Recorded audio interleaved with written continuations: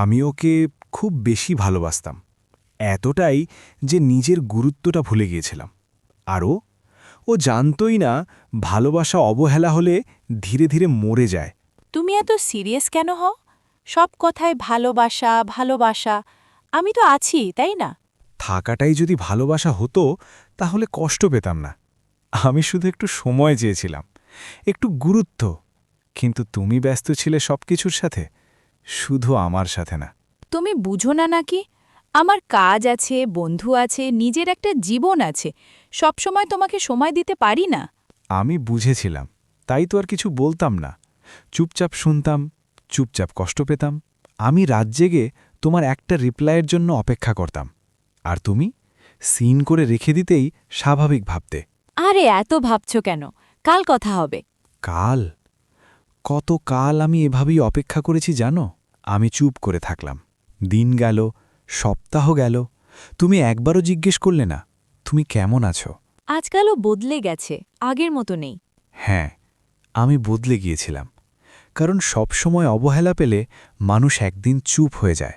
আমি আর কষ্ট দিতে চাইনি নিজেকে, তাই একদিন বললাম, চল এখানেই শেষ করি। মানে হঠাৎ এসব কেন বলছো? হঠাৎ না, অনেক দেরিতে বলছি। আমি তো কিছু ভুল করিনি। ভুলটা সেটাই, কিছুই করনি। আমি চলে গেলাম শান্তভাবে, কোনো ঝগড়া না, অভিযোগ না।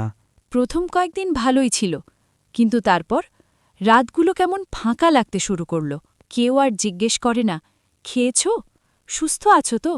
দিনটা কেমন গেল? আমি বুঝতে শুরু করলাম যে মানুষটা সবসময় পাশে ছিল সে আসলে কতটা দরকারি ছিল।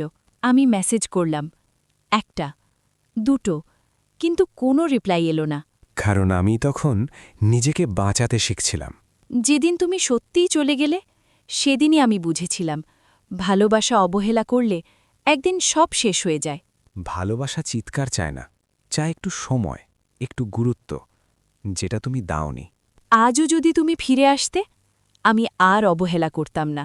কিন্তু কিছু ভুল বুঝতে দেরি হলেই ফেরানো যায় না। ভিডিওটা যদি তোমার ভালো লেগে থাকে তাহলে একটা ছোট্ট লাইক দিয়ে দিও প্লিজ। আমাদের গল্পগুলো বানাতে এতে অনেক সাহস পাই হৃদয়। আর যদি মনে হয় এই গল্পটা কারোর শোনা দরকার, তাহলে একবার শেয়ার করো। হয়তো কারোর মনের কথা ঠিক এখানেই লুকিয়ে আছে। এমন আরও ইমোশনাল রোম্যান্টিক গল্প শুনতে চাইলে এখনই আমাদের MS লাভ সাইন চ্যানেলটা সাবস্ক্রাইব করে নিও। ভালোবাসার অনেক না বলা গল্প নিয়ে আমরা আবার ফিরব।